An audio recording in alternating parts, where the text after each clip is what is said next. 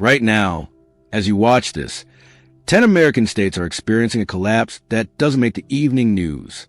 It doesn't look like a crash. There's no single moment you can point to. It's quieter than that. It's a school that doesn't reopen after summer, a hospital wing that closes temporarily and never reopens, a neighbor who sells their house, then another neighbor, then another, until one morning you realize half your street is gone and you never notice it happening. According to the U.S. Census Bureau's 2024 report, 5 of the 10 fastest shrinking counties in America lost between 12 and 19% of their entire working-age population in under a decade. Not in a recession, not during a war, just quietly, steadily, while everyone was distracted. And here's the part that should stop you cold. The people running these states know it's happening. They have the data. They've seen the projections. And most of them are not telling you the full truth about how serious this is. This video is about those 10 states. We're counting down from number 10 to number 1, least and most alarming. And I promise you, by the time we hit number 1, the pattern will be impossible to ignore. If you live in one of these states, or love someone who does, what you're about to hear isn't meant to scare you. It's meant to give you what no one else is giving you right now. The truth early enough to matter. Let's get into it. But before we dive in, if you're new here, hit the subscribe button and leave a comment. I subscribe. And I'll personally welcome you into the family. With that said, let's get started. Number 10, Louisiana. Louisiana is losing people at 3 times the national average. And before you say hurricanes, that's not the primary driver anymore. The people leaving Louisiana aren't being chased out by storms. They're being pushed out by something quieter and far more permanent. Meet Darnell. He's 54 years old, and he spent 22 years as a petrochemical plant worker outside Baton Rouge. Good wages, health benefits. He put 3 kids through school on that salary. He wasn't wealthy, but he was solid. He had a foundation. Then the plant downsized. Not all at once. Slowly. A few layoffs here. A shift reduction there. And as the plant contracted, so did his entire neighborhood. The median income in his zip code dropped $11,000 in 4 years. $11,000. That's not one person losing a job. That's an entire community losing its economic engine. Darnell looked around for 2 years. He tried to make it work. Then he made a decision that physically hurt him. He packed up and moved to Tennessee. He'll tell you he cried on the drive out. He'll also tell you without hesitation that it was the best decision he ever made. But here's what makes Darnell's story more than personal.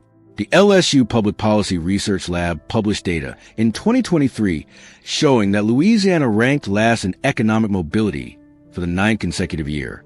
9th in a row. That isn't a bad streak. That is a structural condition baked into the foundation of the state.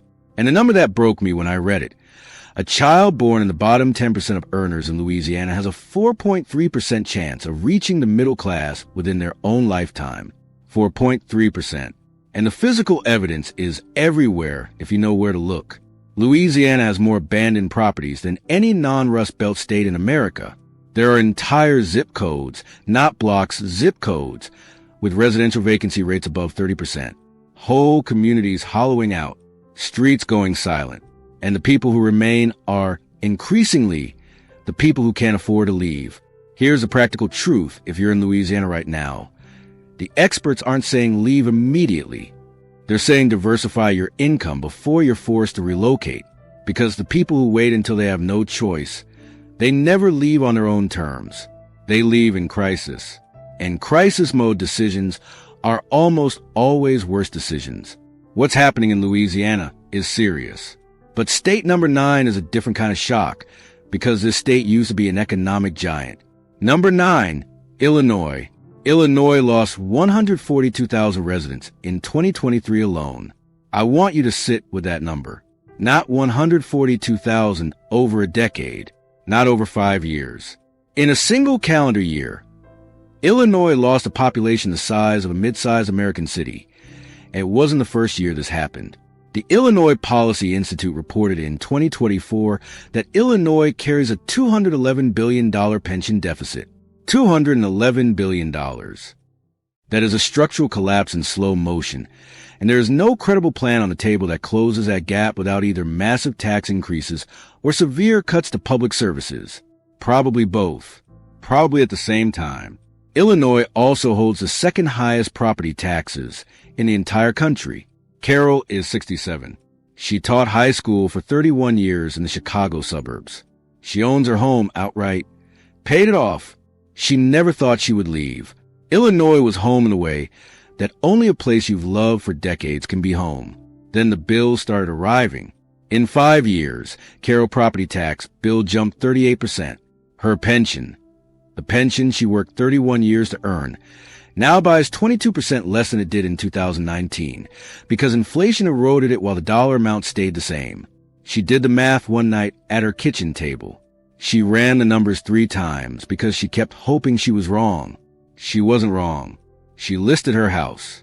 An investment group, the kind that buys properties in bulk, purchased it for $40,000 below Zillow's estimate.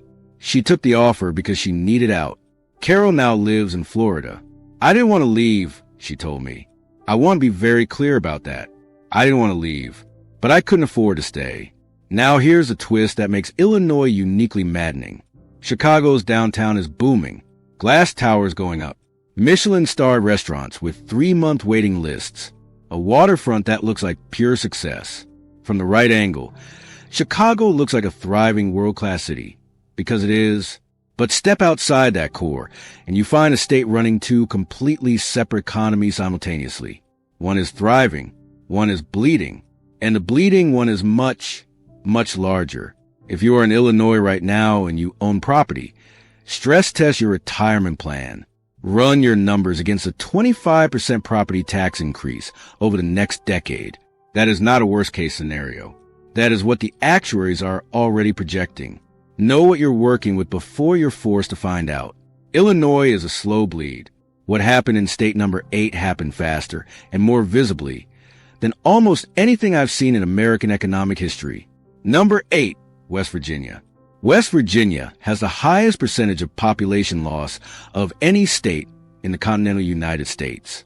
Not one of the highest, and the pace isn't slowing down. It's picking up speed every year. Tommy is 41. His grandfather mined coal in McDowell County. His father mined coal in McDowell County. Tommy mined coal in McDowell County from the day he turned 22 until the day they locked the gates for good. When the mine shut down, the state offered Tommy a solution, a 6-week coding boot camp. He looked at the flyer. He set it down. I'm 41 years old, he said. I don't want to learn to code. I want to work with my hands. That's not a failure. That's who I am. Tommy now does welding contracts across 3 states. He drives to where the work is. He is home 11 days a month. He will tell you West Virginia is still home. He just can't make a living there. Researchers at Harvard's Growth Lab published findings in 2023 that should be required reading for every elected official in America. Counties where coal operations closed saw a 31% spike in opioid-related mortality and a 44% drop in new business formation within just 7 years of the closure. Those 2 numbers together tell you the full story. When the economic anchor leaves, the community doesn't just get poorer, it gets sicker. The young people leave because there are no jobs. The older residents stay because there's nowhere else to go. The tax base collapses. The schools deteriorate. The hospitals cut services. And the cycle accelerates. Drive through Mingo County today. Every 3rd storefront is boarded up. A high school that graduated 800 students a year now enrolls 190. The football stadium, the center of community identity for generations, is slowly being reclaimed by weeds and silence. This is not a metaphor. This is documented, photographed, and archived. There is no individual financial tip that fixes what's happening in West Virginia. The solution is civic. Economic resilience research is very clear. Communities survive deindustrialization when anchor institutions, hospitals, universities, government offices stay rooted. When those leave, communities don't recover. If you're in West Virginia, the most important thing you can do is fight to keep those anchors in place. That fight is harder than it sounds. And it matters more than almost anything else. Coal explains West Virginia. But state number 7? Nobody predicted this one, because it's in the Sun Belt, the part of America that was supposed to be the solution, not the problem. Number 7, Mississippi. Mississippi has ranked last or near last in 46 out of 50 quality of life metrics for decades running. That's not new. That part of the story has been told. What's new, and what is genuinely alarming, is who is leaving now. Priya is 33. She's an emergency room nurse. She moved to Jackson, Mississippi from Houston specifically because she wanted a lower cost of living and a slower pace of life. She found a good hospital, a real community, a neighborhood she loved. For 3 years, she was genuinely happy. Then Jackson's water system failed. Not for a day, not for a weekend. The infrastructure collapse that hit Jackson in 2022 left Priya without safe tap water for 19 consecutive days. Her hospital, an emergency room treating trauma patients, operated on bottled water hauled in from the parking lot. She was providing critical care under third world infrastructure conditions in the United States of America in 2022. She transferred to Nashville 6 months later. I want to be specific about why I left, she told me. It wasn't crime. It wasn't the cost of living. It wasn't the culture. I left because I could not trust the infrastructure. I could not live in a place where I didn't know if the water coming out of my tap was safe. That's not a small thing. The EPA's 2023 infrastructure report confirmed that Jackson's water system exceeded safe lead levels in 6 of the last 8 testing cycles. The price tag to fix it properly is an estimated $2.1 billion. Jackson's entire annual operating budget is $68 million. That gap between what's needed and what's available does not close without federal intervention on a scale that has not materialized. And here's the number that haunts Mississippi's future more than any other. The Brookings Institution found in 2022 that Mississippi loses college graduates at 2.7 times the national average. The nurses, the engineers, the teachers, the accountants, the people who could rebuild the state, are the people the state is losing fastest. Before you buy property in any American city, spend 10 minutes on EPA.gov checking their water quality history and looking up their municipal bond rating. It's free, it's public, and it might be the most important 10 minutes you spend before making a 6-figure decision. Now we move into the states that are going to genuinely surprise you, because number 6 wasn't supposed to be on this list. Number 6 was supposed to be the dream. Number 6, California. California lost a congressional seat for the first time in its 170-year history. Let that land. The state that invented the American dream. The state of gold rushes in aerospace in Silicon Valley and Hollywood, losing federal representation because more people are leaving than arriving. That is not a blip. That is a directional shift in the most consequential state in the country. Marcus and Diane are 58 and 56. He spent his career in tech. She runs operations for a regional healthcare network.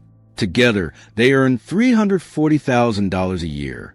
They own a 3-bedroom house in San Jose worth $1.8 million. And they could not afford to stay in California. Between state income taxes, property taxes, the cost of groceries, utilities, and basic services, 71% of their take-home pay was committed before they spent a dollar on anything discretionary. Their daughter is a public school teacher. She cannot afford to live within 90 miles of her parents. They sold the house, moved to Austin. Their California equity bought a Texas home, mortgage-free, with $400,000 left over. $400,000 left over after buying a house outright. People think we left California. Diane said, "We didn't leave California. California left us. It stopped being a place where people like us could build a life. And we weren't even struggling. That's the part people don't understand." Stanford's Institute for Economic Policy Research published findings in 2024 that reframed the entire California narrative. The state's middle class has shrunk from 60% of the population in 1980 to 43% today. And when you adjust poverty rates for actual cost of living, California has the highest poverty rate in the United States. Higher than Mississippi, higher than West Virginia, higher than any state that people typically associate with poverty.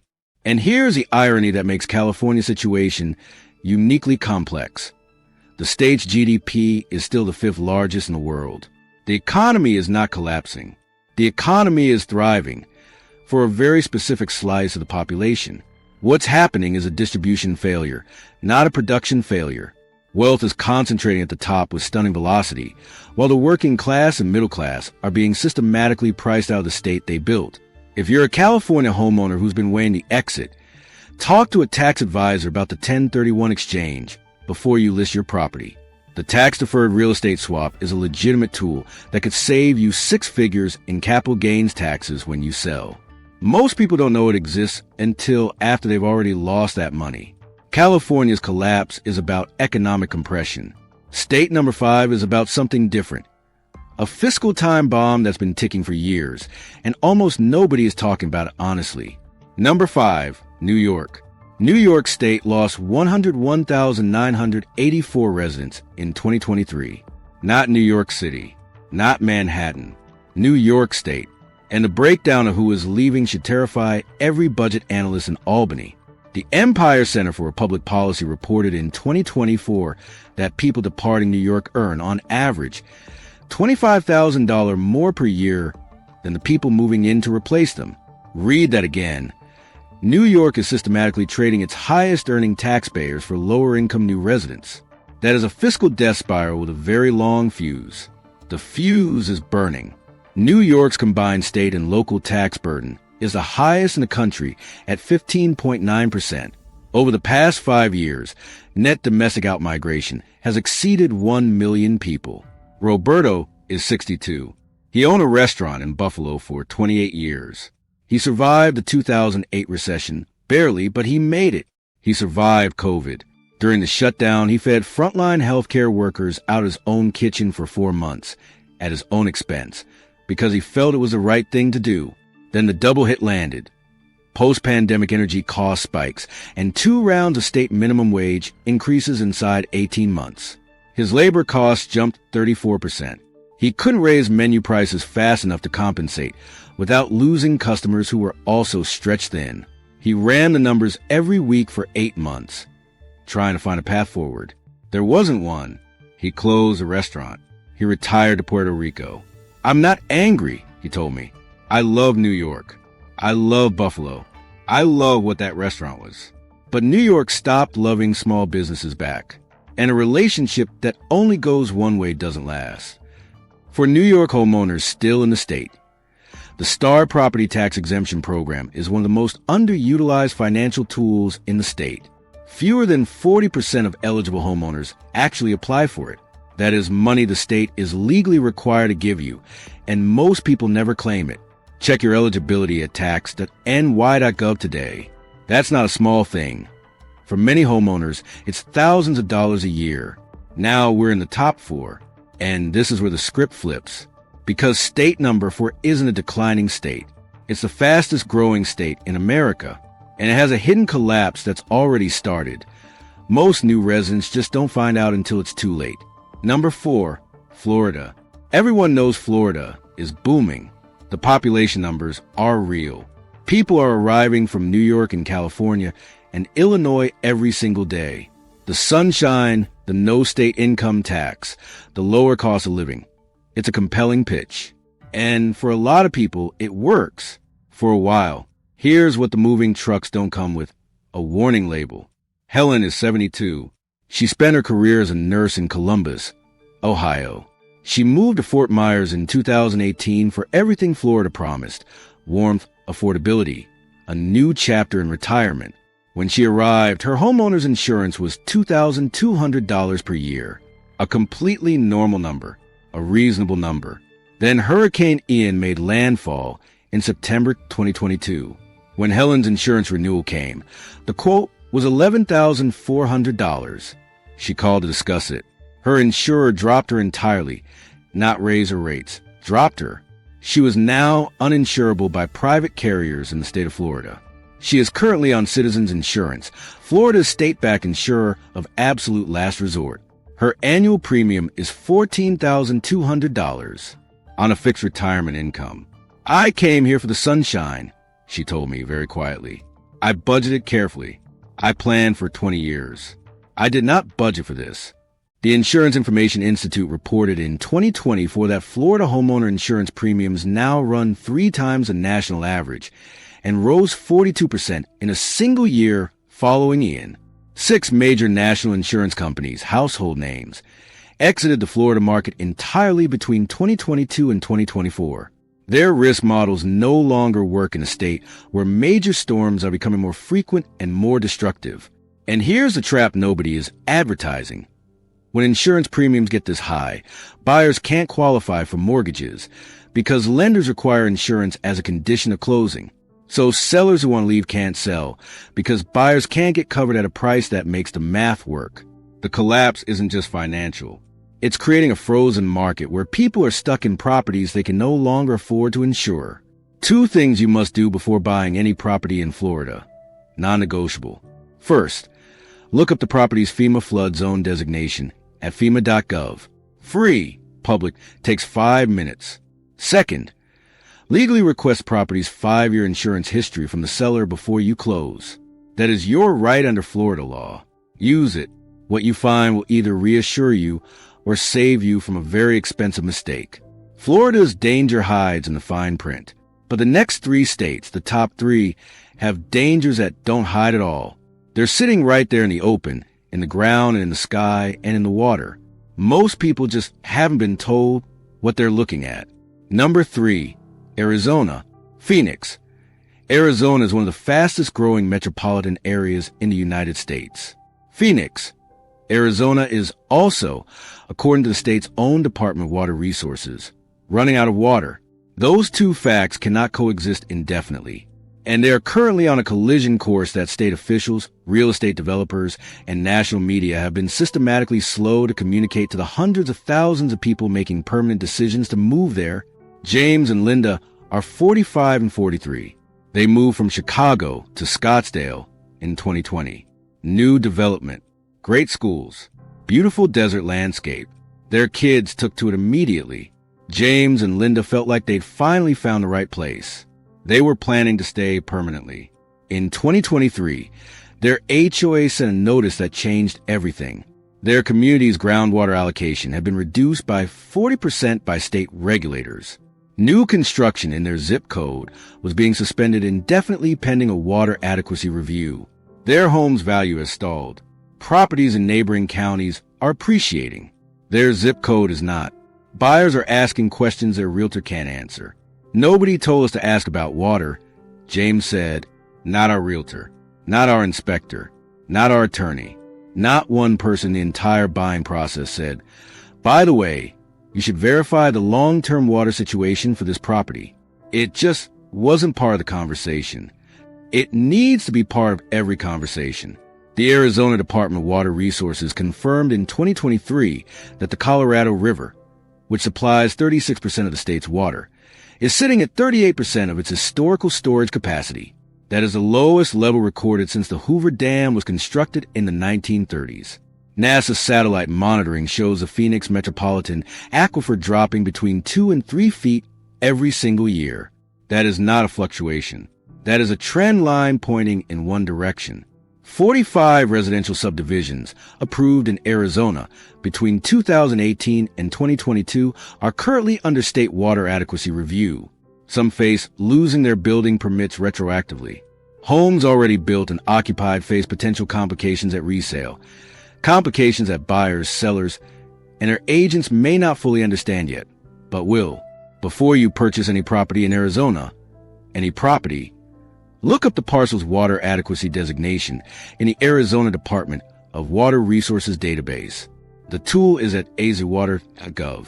It is free, it is public, and it is the single most important piece of due diligence you can do before signing on a home in that state. 5 minutes of research now could prevent years of financial and legal complications later.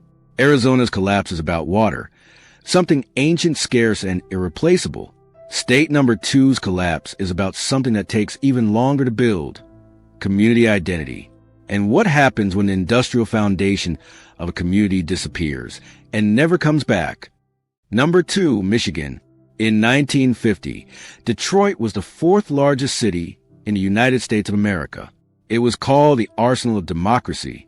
It built the tanks and planes and vehicles that won World War II.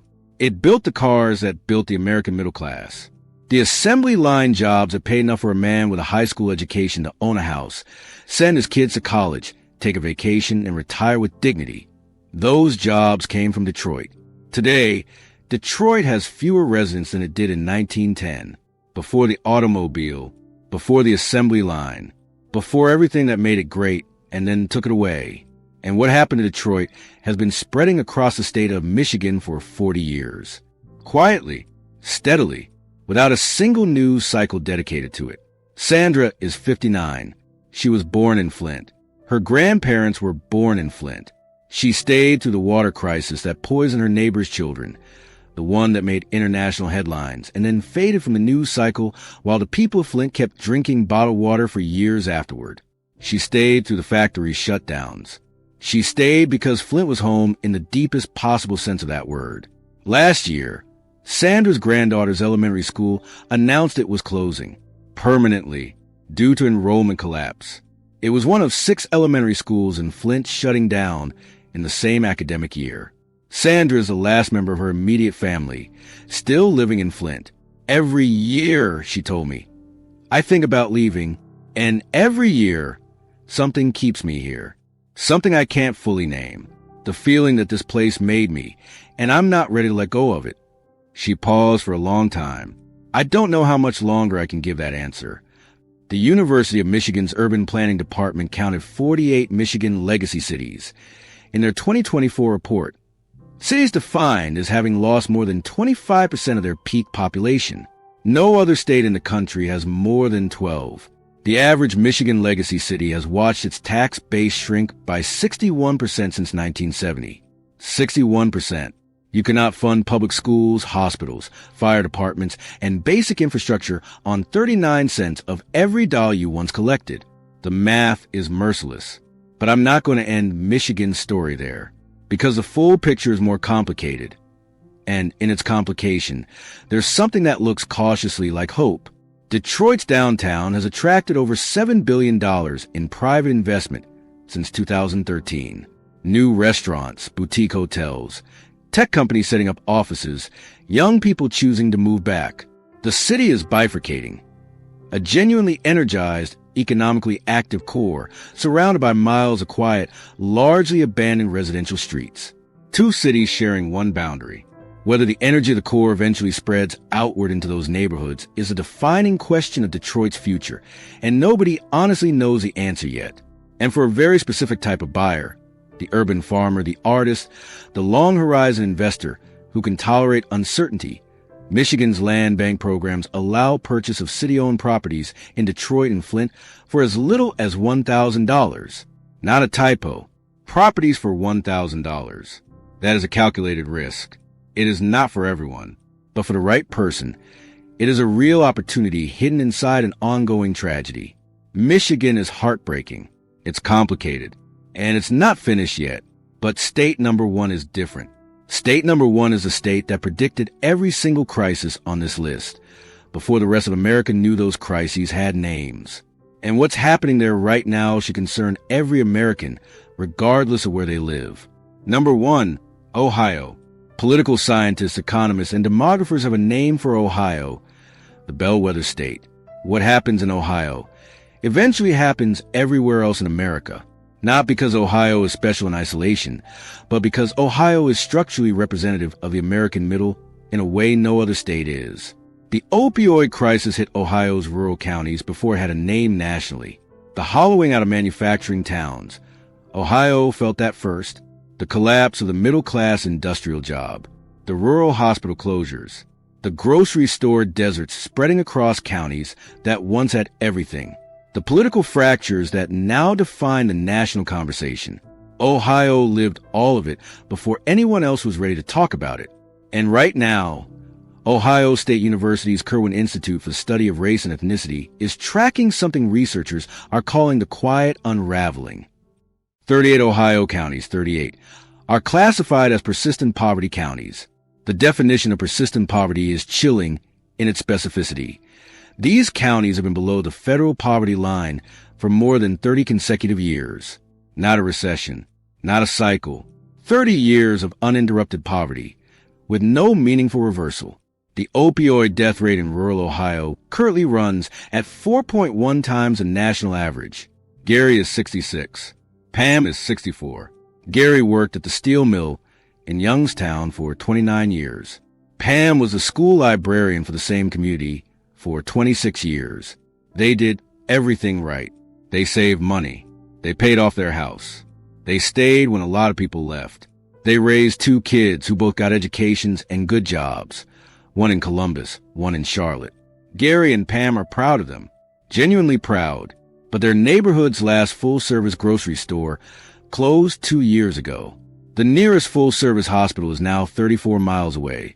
The local one lost its obstetrics ward, then its emergency surgery unit, then its cardiac wing, and finally it closed. Their property value, which never fully recovered from the 2008 financial crisis, has dropped 28% from its peak value. They own nothing on the house. But if they try to sell it today, they would walk away with far less than they put in over 30 years of ownership. "We're not going anywhere," Gary told me. His voice was steady when he said it. Then he went quiet for a moment. Sometimes I wonder if the place we loved is already gone, and we're just living in the memory of it. I have thought about what Gary said nearly every day since he said it, because it captures something true not just about Youngstown, not just about Ohio, but about all 10 states on this list. The people who stay aren't wrong to stay. The people who leave aren't wrong to leave. These are human beings navigating forces larger than any individual decision. Structural, historical, economic forces that built these communities and then abandoned them without apology. But here's what I also have to tell you, because this video is not a eulogy. Ohio is where Intel is building a $20 billion semiconductor manufacturing facility, the largest single private investment in the state's history. Ohio is where Honda is constructing a major electric vehicle assembly plant in Marysville that will create more than 2,200 direct jobs. Ohio has 12 universities ranked in the top 50 nationally. The industrial base of Ohio, the thing that built it and then broke it, is being rewritten, slowly, painfully, with no guarantee of the outcome, but it's being rewritten. The state's Choose Ohio First scholarship program is real and funded and dramatically underutilized. It offers full STEM tuition coverage to students who commit to working in Ohio for a defined period after graduation. If you have a young person in your family heading toward college, that program is worth a serious conversation. It's the kind of investment that rebuilds a state from the inside out. The collapse and the rebuilding are happening in the same place, at the same time, and the outcome isn't written yet. Ohio, as always, is just showing the rest of us what comes next. 10 states, 10 different root causes, 10 different versions of the same underlying fracture. And the people inside these stories, Darnell in Louisiana, Carol in Illinois, Tommy in West Virginia, Priya in Mississippi, Marcus and Diane in California, Roberto in New York, Helen in Florida, James and Linda in Arizona, Sandra in Michigan, Gary and Pam in Ohio. They are not data points. They are Americans making impossible calculations in real time, with real consequences, for themselves and for the people they love. The trends in this video are real. The data is documented. The timelines are accelerating.